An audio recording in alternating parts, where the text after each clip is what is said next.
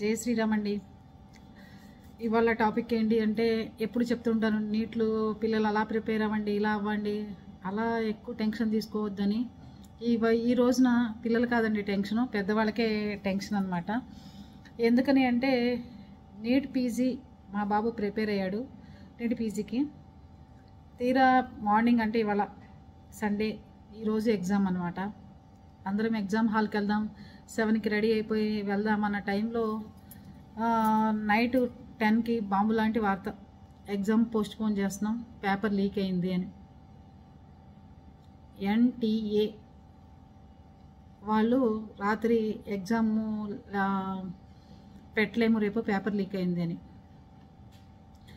దీని గురించి నేనేం మాట్లాడతాను అంటే, మొన్నే పేపర్ లీక్ అయిందని చెప్పారు, పిల్లలు రాసిన వాళ్ళని మాస్ కాపీయింగ్ జరిగిందన్నారు, ఎక్కువ మార్కులు ఇచ్చారు అన్నారు, చాలా గందరగోళాలు జరిగి మళ్ళీ ఎగ్జామ్ పెడతామన్నారు.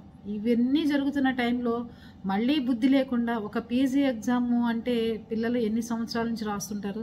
డాక్టర్ కోర్స్ చదవడం MBBS చాలా కష్టం అంటే, దాని తర్వాత పీజీ చదవాలంటే పిల్లల్ని ఎక్కడో బెంగళూరులో అక్కడో ఇక్కడో ఉంచి కోచింగ్లు ఇప్పించి నానా కష్టాలు పడి, ఈసారి పిల్లలు కాదండి ఎక్కువ టెన్షన్ ఫీల్ అయింది తల్లిదండ్రులు అని చెప్తాను నేనైతే. ఎవరిని టెన్షన్ తెచ్చుకోవద్దు అన్న నేనే చాలా అప్సెట్ అయ్యాను రాత్రి. ఏంటి మనం ఇంత కష్టపడి పిల్లల్ని ఒక స్టేజ్కి తీసుకొచ్చి మనం ఒక ఇదిగా చేద్దామన్న టైంలో ఈ ఎగ్జామ్ ఇలా పోస్ట్పోన్ అవ్వటం ఏంటి? మళ్ళీ మనం వెనక్కే వెళ్తున్నామే, ఎక్కడ డాక్టర్గా చేర్పించలేము, ఈ ఎగ్జామ్ చదువుకుంటున్నాడు కదా అని చెప్పి, లేకపోతే ఎక్కడ ఉద్యోగానికి పంపించలేము, ఎక్కడ బయటికి వెళ్ళలేము, ఫంక్షన్ లేదు, ఏమీ లేవు, అందరూ మూకమ్మడిగా ఆ చదువు కోసం పాకులట్టడం సరిపోతుంది. నాకు మా అబ్బాయిని MBBS చదివించిన తర్వాత ఏమనిపించలేదు, కానీ కరోనా వచ్చిన తర్వాత మాత్రం డాక్టర్ల మీద చాలా వ్యతిరేక భావం వచ్చిందండి. నా వరకే, అందరికీ ఉందని చెప్పను, నా వరకు నా మెంటాలిటీ చెప్తున్నాను.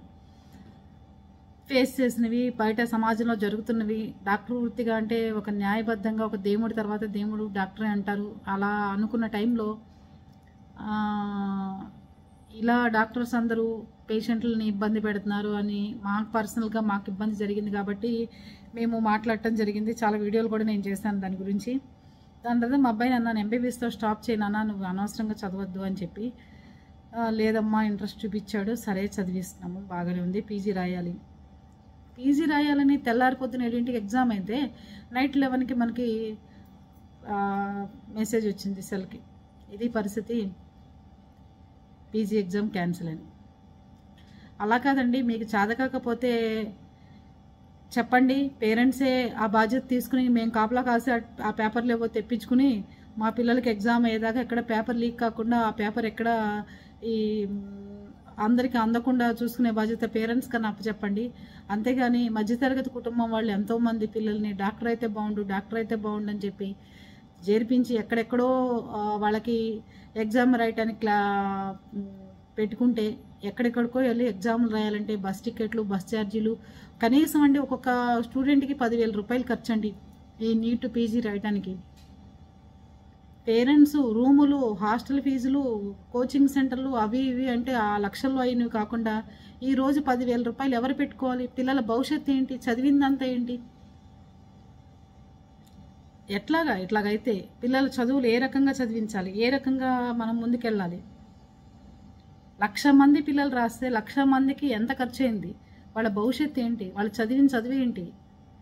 ఇప్పుడు మళ్ళీ ఎన్ని రోజుల్లో ఎగ్జామ్ పెడతాడో తెలియదు. 360 రోజులు మనం ఇంటికే కాపలా కాస్తూ ఇంకా మళ్ళీ వాడు ఎప్పుడు పెడతాడు ఇదే భజనతో మనం 24 గంటలు చదువుకే జీవితం పరిమితం అయిపోతుందండి.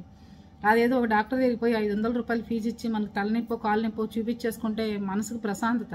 ఇంట్లో డాక్టర్ని పెట్టుకుంటే అనుక్షణం టెన్షనేనండి. నేనైతే చెప్తున్నాను కదా, ఎప్పుడు రిజల్ట్ వస్తాయో రావో తెలీదు, వచ్చినా కూడా ఆ రిజల్ట్ కరెక్టో కాదో తెలీదు, కరెక్ట్ అయినా కూడా మనం క్వాలిఫై అవుతామో లేదో తెలీదు, క్వాలిఫై అయినా కూడా ఓసీలకి మళ్ళీ దాంట్లో రిజర్వేషన్స్ ఉండవు, వాడి డబ్బులు ఖర్చు పెట్టాలి. మళ్ళీ రిజర్వేషన్లు ఉన్న వాళ్ళకి, డబ్బు ఉన్న వాళ్ళకి ఆ రిజర్వేషన్లు తీసేయచ్చు కదా. అక్కడ డాక్టర్ పిల్లలు ఉంటారు రిజర్వేషన్ ఉన్న అమ్మా నాన్న డాక్టర్లు, గవర్నమెంట్ హాస్పిటల్లో డాక్టర్లు చేస్తారు, వాళ్ళ పిల్లలకి ఫ్రీ సీట్లు. మాట్లాడితే అందరికి బాధ కలుగుతాయి. రిజర్వేషన్స్ అంటే ఎట్లాంటి వాళ్ళకి? అమ్మా నాన్న కూలి పనులు చేసుకుంటున్నో, లేకపోతే అమ్మా నాన్న ఏదన్నా ఇల్లు వాకిళ్ళు లేని వాళ్ళకు, లేకపోతే ఏదైనా ఉద్యోగం లేని వాళ్ళకు రిజర్వేషన్ కల్పించండి, బాగుంటుంది. అమ్మా నాన్న ఇద్దరు గవర్నమెంట్ హాస్పిటల్లో డాక్టర్సు, వాళ్ళ అబ్బాయికి మొన్న ఫ్రీ సీట్ రిజర్వేషన్లో. మరి ఓసీకి ఏంటి? ఓసీ మధ్యతరగతి కుటుంబం, అమ్మా నాన్నకి ఏ ఉద్యోగం ఉండదు. అలాంటి వాళ్ళ పిల్లలకి ఏ రకమైన రిజర్వేషన్స్ ఉండవు. ఎలా ఇలా అయితే ఈ రిజర్వేషన్ తట్టుకుంటూనే పిల్లలు ముందుకెళ్ళాలా? లేకపోతే వీళ్ళు చేసే పేపర్ లీకేజ్కి తట్టుకోవాలా? లేకపోతే రేపొద్దున సీట్ రాకపోతే 3 కోట్ల రూపాయలు తల్లిదండ్రులు ఎక్కడి నుంచి తీసుకొచ్చి కడతారు? ఈ 3 కోట్లు నేను సంపాదించాలంటే ఎంతమందిని ప్యాకేజీలను పెట్టి హాస్పిటల్కి తీసుకొచ్చి పేషెంట్లను చంపేసి కాళ్ళు చేయి బాగున్నా కూడా వాళ్ళకి బాగోలేదని ఆపరేషన్లు చేసి వాళ్ళ టార్గెట్లు రీచ్ అవ్వడానికి ఎన్ని ఆపరేషన్లు చేయాలి? వాడు ఎంత మెంటల్ టెన్షన్ పడాలి? కనుక ఎవరైనా డాక్టర్ వృత్తి అంటే చాలా పవిత్రమైంది, దేవుడి తర్వాత దేవుడు అట్లాంటి వృత్తి. అట్లాంటి వృత్తికి కూడా మోసం చేసి ద్రోహం చేసి పేపర్ లీక్ చేసి పిల్లల జీవితాలతో ఆడుకుని ఎంత మెంటల్ టెన్షన్ అండి. ఏ పెళ్ళికని వెళ్దామంటే మాడు మొహాలు వేసుకుని వెళ్ళాలి. బాబు వీడు రేపు పెద్దన ఎగ్జామ్, ఆ పేపర్ ఎలా వస్తుంది, లీక్ అయిందా, లేకపోతే మళ్ళీ ఎగ్జామ్ పెడతారా, లేకపోతే వీడు ఎలా ఉంటాడు, ఇదే టెన్షన్ అండి 24 గంటలు ఇంట్లో. ఏం చేయాలి చెప్పండి? ఇలాంటి కష్టమైన పరిస్థితుల్లో కూడా మనము ధైర్యంగా ఎదుర్కోవాలి అంటే ఒకటే, నేనైతే మా బాబు చెప్పా, రాస్తే వచ్చేసరి రాయకపోతే శుభ్రంగా మెదలకుండా ఇంట్లో కూర్చో, ఏ బిజినెస్ అన్నా రియల్ ఎస్టేట్ బిజినెస్ అన్నా చేసుకుందాం. భూములు కొనుక్కుని అట్టు పెట్టుకుంటే అమ్ముడుపోతే అమ్ముకుంటాం, లేకపోతే మనకన్నా ఉంటాయి, మనకు అవే పెరుగుతుంటే ఈ డాక్టర్ వృత్తిని పెట్టుకుని నీ జీవితం పాడు చేసుకుని మా జీవితాలు పాడు చేయి మాకు అని చెప్పడం జరిగిందండి. ప్రతి పేరెంట్స్ ఆవేదన ఇదే. ఇవాళ ఎగ్జామ్ హాల్ దగ్గరికి వెళ్తే పొద్దున కనీసం మా బాబు అయితే ఫ్రెషర్ కాబట్టి వాడికి సంవత్సరం పోతుంది, రాసుకుంటాడు. 4 ఏళ్ళ నుంచి 5 ఏళ్ళ నుంచి బట్టతలలు వచ్చేసి పిల్లలు పుట్టి అలాంటి వాళ్ళు పాపం రాసుకుందాం కదా అని చెప్పి వస్తే ఎక్కడెక్కడి నుంచో వస్తే వాళ్ళకి ఈరోజు ఎగ్జామ్ లేదు అని అక్కడ పేపర్ అతికిచ్చేసి పంపించేస్తే అయిపోతుందండి. ఎంత దుర్మార్గం అండి పిల్లల విషయంలో. కనీసం బయటకు వచ్చి ఎవరు టెన్షన్ తీసుకోమాకండి, మీకు చక్కగా పకడ్బందీగా పెడతాం, మీకు బాగుంటుంది, మీ లైఫ్ బాగుంటానికే మేము చేసామని ఒక్క ప్రెస్ రిపోర్ట్ కూడా ప్రెస్కి కూడా వాళ్ళు వచ్చి రిపోర్ట్ చేయలేదండి. చాలా బాధాకరమైన విషయం.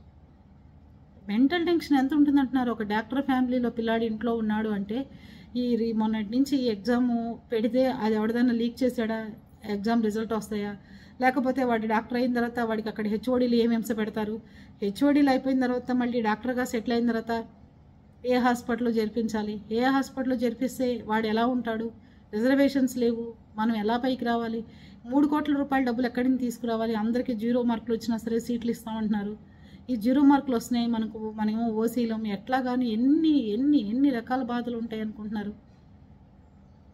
వాళ్ళకేం పోయింది, లీక్ చేస్తారు. చదువుకున్న వాడు ఏమవ్వాలి, మళ్ళీ ఎగ్జామ్ పెడతానంటే ఏం చేయాలి? ఇన్ని రకాల సమస్యలండి. అందుకని ఓన్లీ ఒక మదర్గా, డాక్టర్కి చేర్పించిన ఒక మదర్గా నా ఆవేదన, బాధ, ప్రతి పేరెంట్ కూడా ఇలాంటి కంటే ఇంకా బాధలు అనుభవిస్తున్నారు. ఎక్కడెక్కడో మారుమూల నుండి మధ్యతరగతిగా ఉండి వాళ్ళకి ఎక్కడెక్కడో సెంటర్స్ పడితే చాలా దూరం ఊర్లు వెళ్ళి ట్రైన్లు పెట్టుకుని రూములు తీసుకుని పిల్లలు కష్టపడి, మేమైతే పిల్లల్ని తీసుకుని వెళ్తూ ఉంటాం. చాలామంది పాపం పిల్లలు ఒకళ్ళొక్కళ్ళే ఎందదో ఊర్లో పెట్టుకున్న సెంటర్స్ పెట్టిన అక్కడ దాకా వెళ్ళారు. ఇలాంటి వాళ్ళందరూ ధైర్యంగా ఉండండి. డాక్టర్ వృత్తి ఒకటే కాదు, చదువుకుంటే చదువుకోండి, చదువు లేకపోతే టెన్షన్ తీసుకోకుండా వేరే దాంట్లోకి వెళ్ళిపోండి తప్ప ఎవ్వరు ఇబ్బంది పడేటట్టుగా, టెన్షన్ పడేటట్టుగా మాత్రం ఉండమాకండి. ఓకేనా? బాయ్ అండి.